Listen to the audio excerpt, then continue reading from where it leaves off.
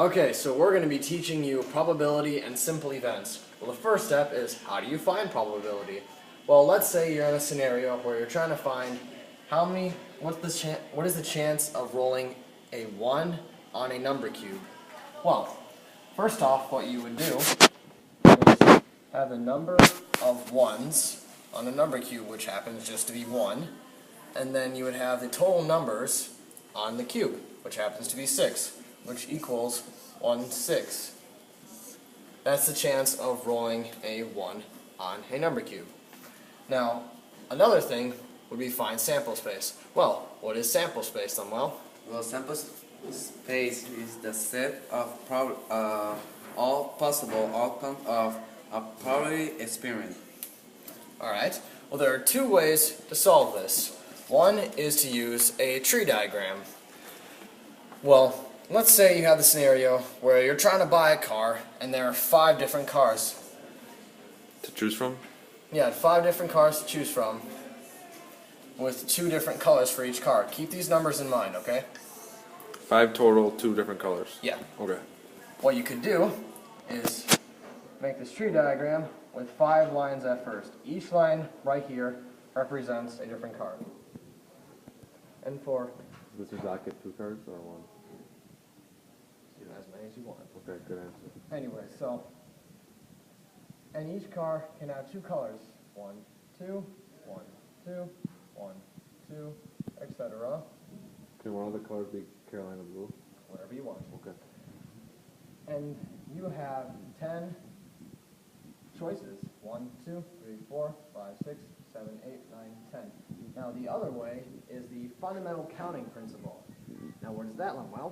Well, Fundamental counting principle is multiplication of number of each event to find the outcome. alright, so now remember how I said to keep these in mind? Well, for the fundamental counting principle, you just use all your numbers, which happen to be 5 and 2, and multiply them by each other. So 5 times 2, which equals 10. And we got the same answer as the tree diagram. For our last lesson, we will be teaching permutations. Now what is a permutation, Manuel? Well, permutation is an arrangement of listing of objects in which order is important. Alright. Order is important. Yeah. Okay. Well, let's say you're at a track meet.